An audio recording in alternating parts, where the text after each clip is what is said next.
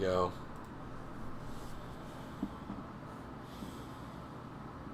Good evening, everybody. It's 9:30 on the East Coast, 6:30 on the West Coast. It's time for your Calamity Jane live stream. James, how are you on this late spring evening?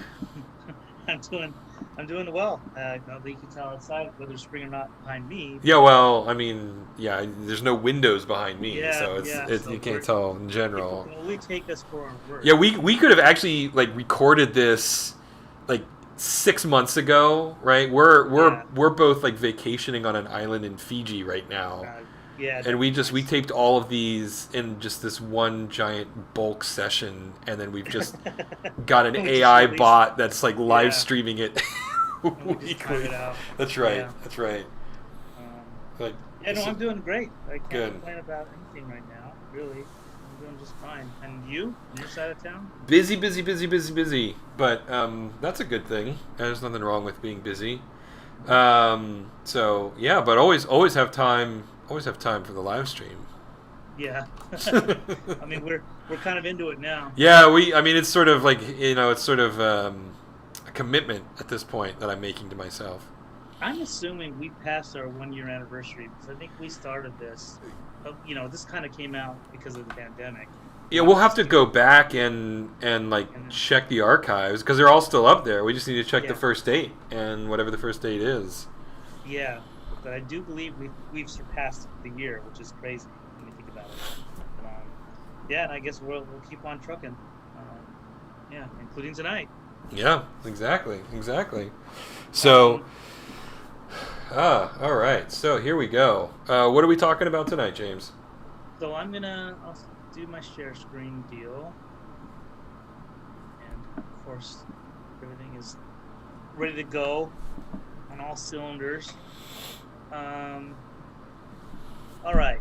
So I thought I'm gonna take one of these a still from Act Two, Okay. and kind of pretend I'm in a scenario where I want to use Tinsel and do Calamity together in the same shot. Um, so now that I've built a model of Calamity in Blender, what I'm gonna do is I'm gonna export an image of Tinsel Mm-hmm. roughly in that same position, Mm-hmm. and then export this image out and then bring it into my flash file, and then I'll put Calamity on top of that, or Okay. kind of edit her into the shot. I just want to see how it kind of feels. Mm-hmm. And again, this surfacing isn't done yet. We were kind of in the process of doing that, but now I just want to throw in the model period just for fun tonight, and go from there. Okay. Just for fun. So Sounds good to me. yeah, so let me so I will adjust this shot to make sure I can kind of get a good view. So active camera. So that's my current active camera shot right now. Right. Okay. Exactly. And this is always the thing that when I was like first playing around with 3D software, it was such a hard thing for me to internalize. Is you've got like the number of times where I would be playing around with a piece of 3D software, and I had my model and I was ready to render it out. I would forget that I had to think about where the camera was, and I would position just the 3D perspective view where I wanted the camera to be and hit render, and then of course the camera was looking off in some other random direction because Mm-hmm. the program was trying to render the camera, not the perspective view. So Mm-hmm. it is a weird this weird multi-dimensional way of thinking about art, right? Yeah, yeah. But once it is kind of it is intimidating at first. At least for me, it was back when I first started playing with it. But you start to learn it like any other tool. You have to just kind of get your feet wet with it, and Mm-hmm. after a while, if you practice, you'll start getting better with it. Even when I started using Blender in our stream, which was roughly half a year ago or so, I was still rough around the edges too, and I still am now. I mean, I already have a question now that I'm gonna pose to our ones to tens of people if anybody knows Blender. But I actually wanted to respect the shot that I have here in the Mm-hmm. storyboard, which was this. Mm-hmm. And if you notice, it's kind of an angled shot. Mm-hmm. Uh, like it's kind of a bank. I mean, with my Right, hands. right, right, So in Blender, I can rotate around like this, right. sure, but You don't know how to actually, tilt the camera? yeah, I don't. I'm not sure how. I'm a noob. I don't know how to tilt the camera exactly, but I'm gonna Mm-hmm. attempt to. All right. Um, see. Well, we can do like a quick. I mean, if you can't figure it out, I mean, we could just how to tilt camera Blender, right? Yeah, I could do that, or what I'm gonna do is I'm gonna export an image now as like. I mean, this is fine. I mean, I can Right, use this right. shot. It's a rough, yeah. Yeah, it's a good enough for me to test it, and I can even once I get the image in, I can just rotate it that way. So there's a couple ways to get around it. So I'm not too worried about it. But yeah, I definitely want to have it kind of looking overhead like that, like upwards towards Mm-hmm. her Mm-hmm. and Calamity. Then we'll go render image. All right, I feel like and you're gonna want to reframe that. I think you're gonna want to bring Tinsel maybe a little bit farther down to give you a little bit more. yeah, because in the shot she's not she's like yeah. Yeah, So yeah. So I mean, like correct. you want the frame to be split 50-50 between Tinsel and Calamity, I would think. Yes, you're correct. So let me try that.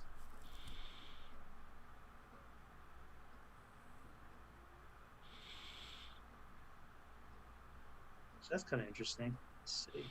It's a pretty It's not low exactly, angle. Yeah. yeah, it's not exactly the same, but I'll try that I out. like the idea though. I like that angle though because the low angle really gives Calamity like low angles really give gravitas to the characters that are it's framing. You know Yeah, that was something that was sort of they were figuring that out back in the 30s and 40s is that if you put a camera really low it makes the character loom very tall and yeah, looming gives gravitas and I like the idea of that low angle and then Calamity is so excited she's actually not sitting like she's standing leaning over the handlebars right mm-hmm. I think I think it's a really great shot and that's why you do storyboards. Exactly. So, uh, I hope it works though. I mean, that's the thing is, I might have been trying to do too much this shot. But yeah, what you're saying is true. I was trying to go for trying to make Calamity look heroic before she does her heroic thing, Mm-hmm. whatever in this particular sequence. But let me see. So let's save this. Sure. I believe that's already alpha out, so I can just bring this in now. And I don't know if you can see on your screen, but I'm texting my computer because I have Animate open as well as Blender. Yeah, yeah. So I'm I've really trying noticed to your craft. computer's been sort of, and you're live streaming Yeah, a video blog or whatever this is.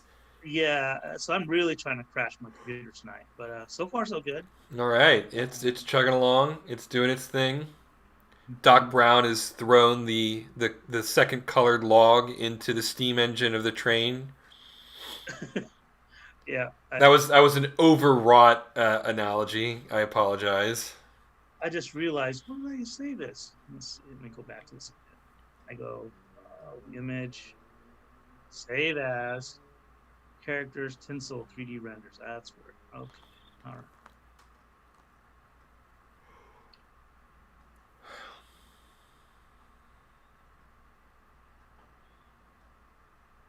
There we go. Okay. Okay, okay. We are. I mean, I think if you could figure out how to do the tilt on the camera, then that angle is pretty dead on. Yeah, I Yeah, mean, I like could do just cheat it that. that way. Yeah, for the So time being. yeah, I'm gonna cheat it for now, just for fun. But and then I will. And again, the colors are still off. They're kind of muted on Tinsel. I'm not happy with colors yet. Right. But the general flat shading, I like the spirit of it. Mm-hmm. But is it enough? I don't know yet. So let's see. Here. Whenever it shows up again, there they are. And we will, for now, this was intended to be more of a blue sky, so I will do that. That's right, because we're looking up at the desert sky. Yeah, that was the intention, but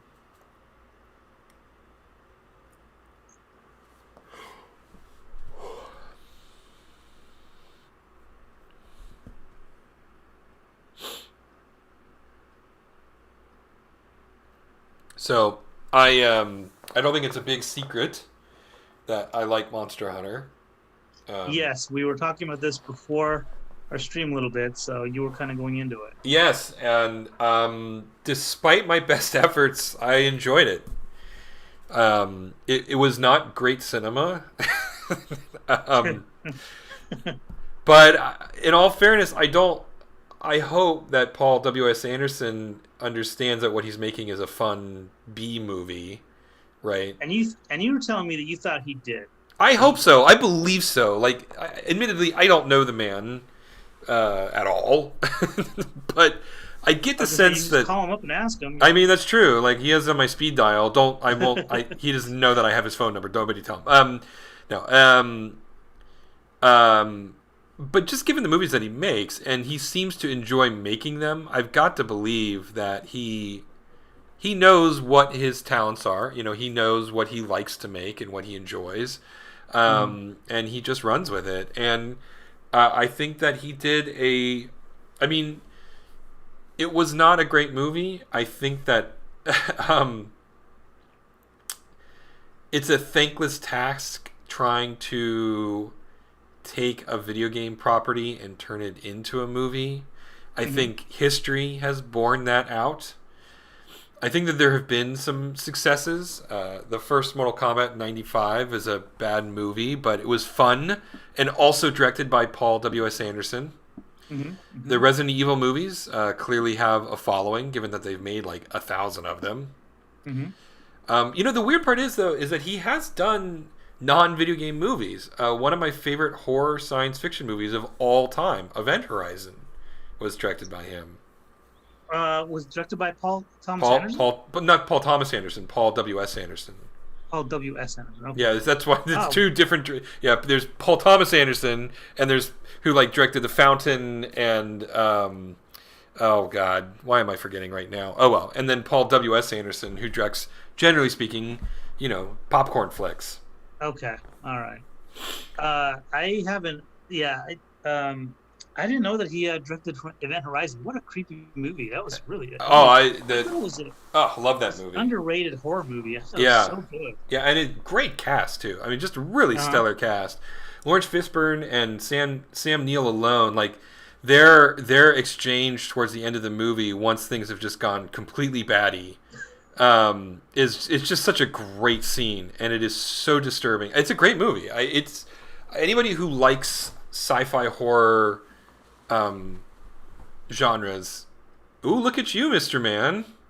I just happened to just look at the little cheat sheet on the side there. Nice. And so now we're getting there. Now we're getting somewhere. Yeah. That's pretty great. As easy as pie. So in any case, so he directed Monster Hunter, and the story is pretty nonsensical. Involves U.S. military in a rocky desert somewhere. It's not even established where. And they fall through a portal into Monster Hunter land. Okay. And then everybody is immediately killed off. Okay. And it's not a secret because this all happens in the first 10 minutes of the movie.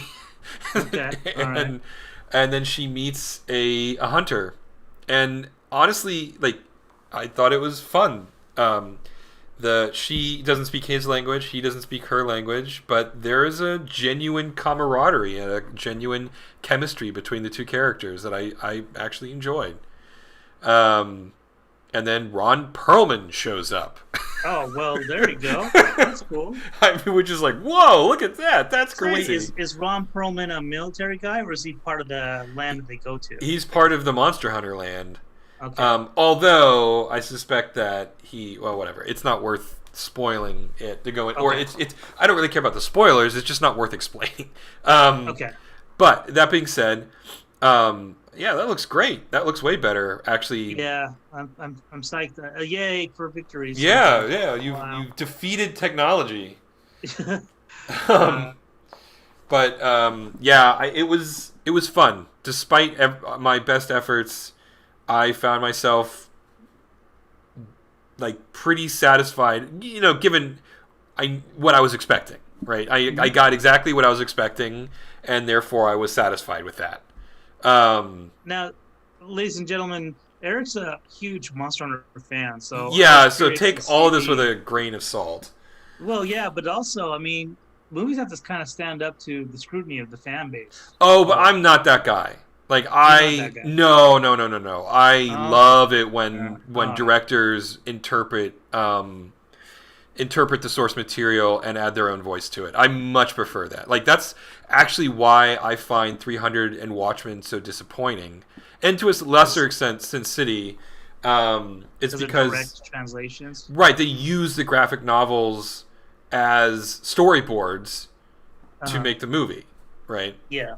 Yeah.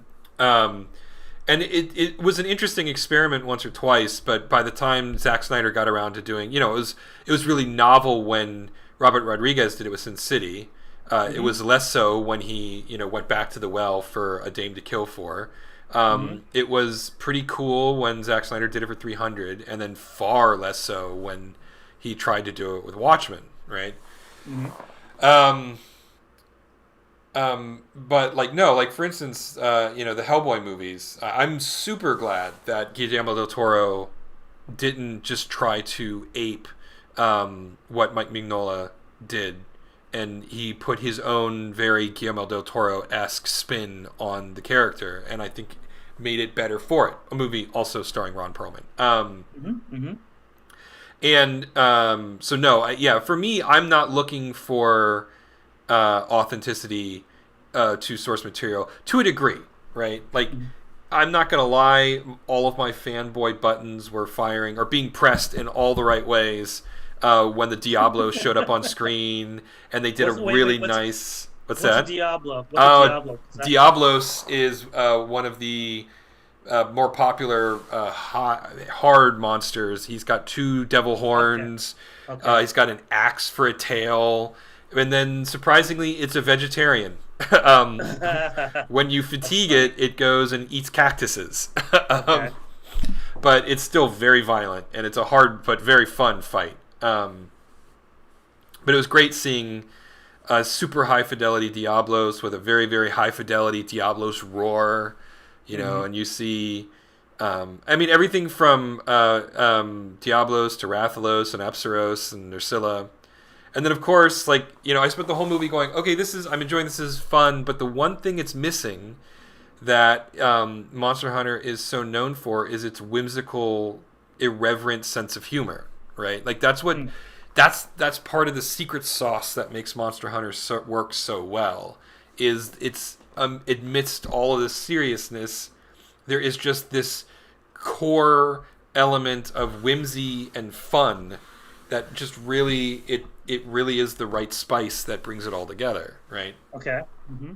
And then when Ron Perlman shows up, and they've got all these very familiar characters from the most recent game at the time, Monster Hunter World, Mm-hmm. including the muscular feline chef, the cat chef from the video games, and it looks as Mm-hmm. ridiculous as you would expect in the movie. But it's like, yep, that was the silliness that I was looking for, and And that problem solved. That was your yeah, so critique. that was it. I was like, that there it is. I wanted more of it, but at least he didn't forget it. At least he didn't deny that silliness, right?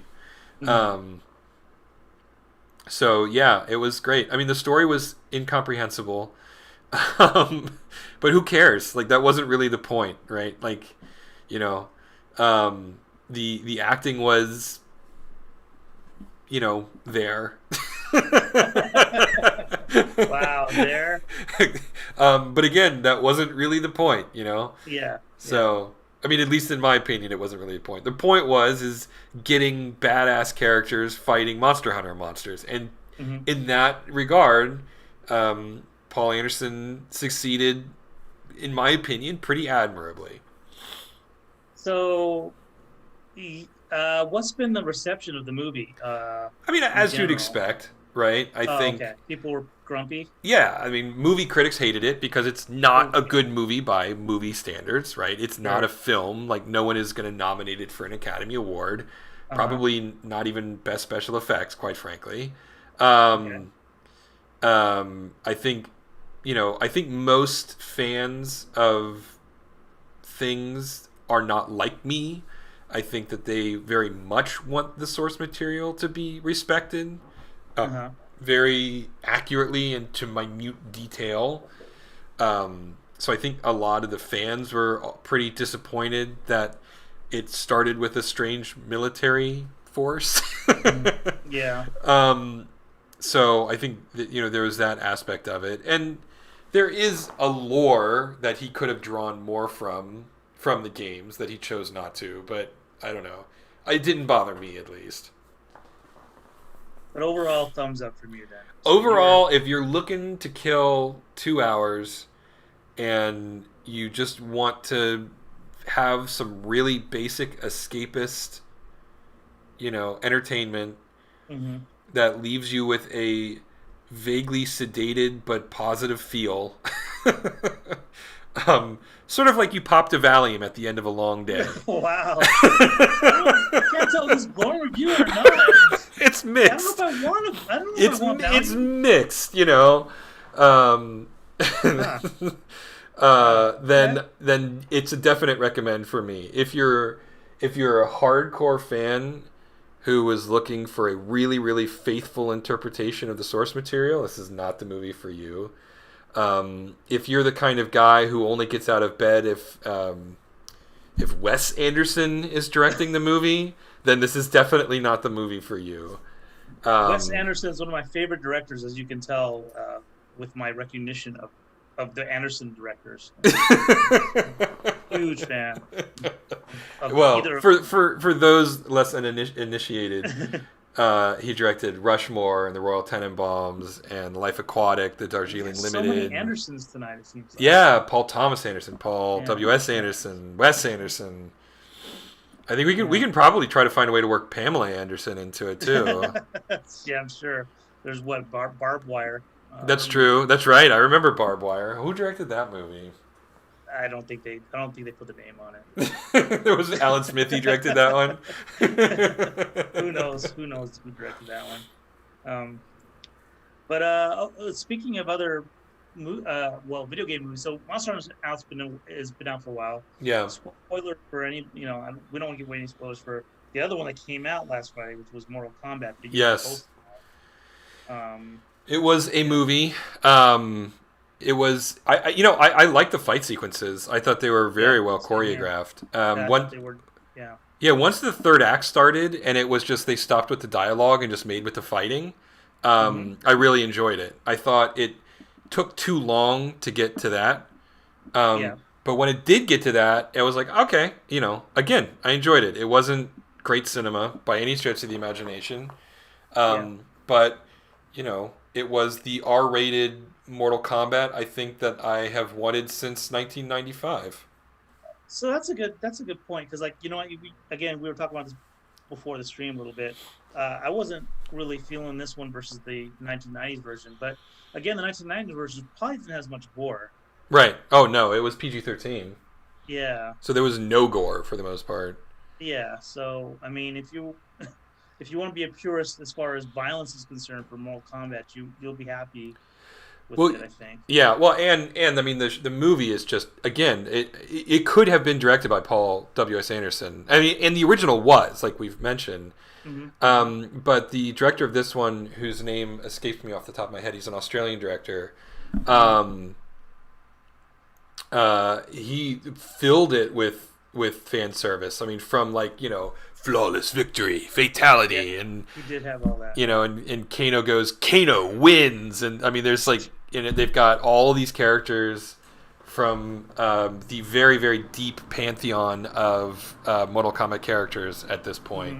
Hmm And I thought it did a pretty good job of respecting the franchise without being slavish to the source material, which I think is a non-starter. I think you have to massage the source material into the medium that you're working with, Mm-hmm. and I thought they did an admirable job with that.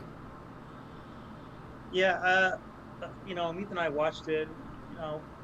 It was just a popcorn movie. Yeah, I didn't have absolutely, I didn't absolutely. have any expectations into it, but I just kept felt.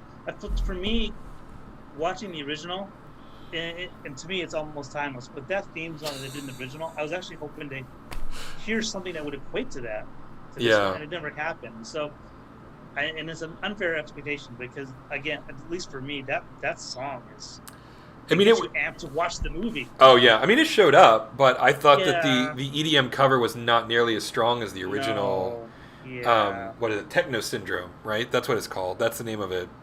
Uh, Um, yeah. Whatever it was just so much. yeah, the Immortals. That's the Yeah, techno group that did it. Techno Syndrome. Yeah, dun, dun, dun, dun, dun, dun, dun, yeah. dun. Yeah, and it became like iconic. I mean, Yeah, it totally got integrated into the game franchise. yes, yeah. It was Yeah, that good. yeah. But It's again, yeah, you can always you never can hit you can't hit a home run every time. I get that. yeah, So, yeah. um, So, well, that I will say though, like speaking on musical scores, that was something that was truly awful about Monster Hunter. The musical oh really? score was unbelievable. It Wow. and it's doubly so because Monster Hunter is known for its musical score. Oh, that's Um, surprising. I mean, it's got one of the yeah, most, I mean, in my opinion, one of the best like franchise themes ever written. Proof of Hero. Anytime I hear that sort of melody swell on a big moment in the games, it's just like chills. It's one of my favorite game melodies of all time. okay. Or Proof of a Hero, um, Hmm. and they didn't use it at all. Instead, the entire musical score felt like it was a bad synth track from a PlayStation era video game. Which era? PS2? No, Is that what you? PS1, like the original PlayStation Wow, era. Yeah, that's bad. it was not good. It was really not good, and I don't like. Maybe it had a $60 million budget, so this wasn't like the cheapest movie ever made. And maybe they just decided to use the money elsewhere, and they Hmm. got like I don't know, but yeah, the musical and Proof of Hero wasn't in the movie at all, which is disappointing. Hmm. Because it's not because again not because it's like oh it's not authentic Monster Hunter without it, but just because it's such a great score that it just was a waste to not leverage this wonderful music that's already been written. And maybe they weren't allowed. I don't know. Maybe Capcom wouldn't let them use it. I don't know. But Hmm. yeah, it was super disappointing to not have the visual supported by the kind of music that the game is supported by. Hmm. Yeah, music's a huge deal, especially for video games. I mean, again, helps them feel iconic too when it's all said and done. Um, But look at that. That looks great. I mean, even it's just in a rough like that. Yeah, I tried to scramble for our stream, but okay. So what's working for me? I'm happy with Calamity Jane's pose already. I Yeah, mean, the pose is really good. Yeah. yeah. Now it's just a matter of me tweaking Tinsel's color scheme and getting him a little more flat. Yeah, I agree. I think that Tinsel stands out.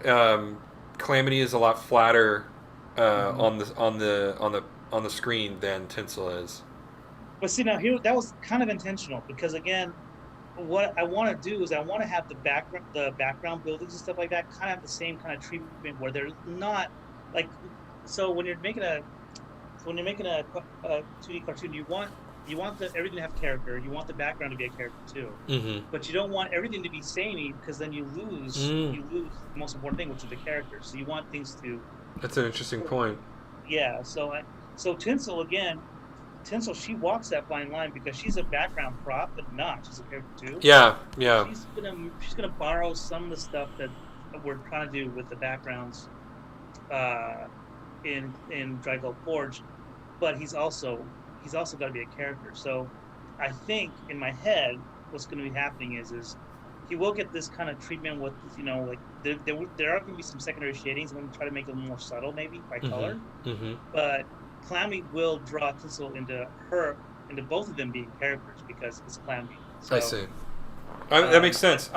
Maybe it's just because you're right. Like the color scheme for her is off a little bit right now. Yeah. And once I think you get the color identified,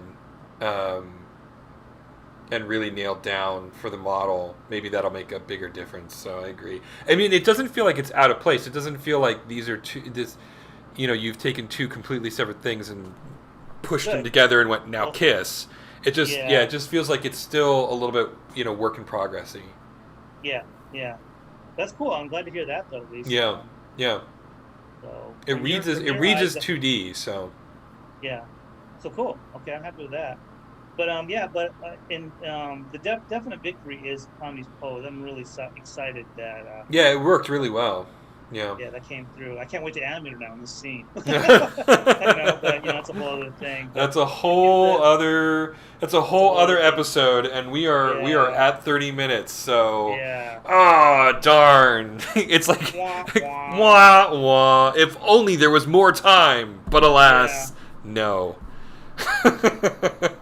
Well, for next week, I guess I'll see if I can get a little bit more acclimated with texturing Tinsel for next week, but I got to just do some homework on it first. I don't feel comfortable just sitting here and playing with buttons just yet. Okay. I mean, I could, again, work the streams already, but maybe next week we'll play with it. We'll get the colors a little bit more dialed in for her.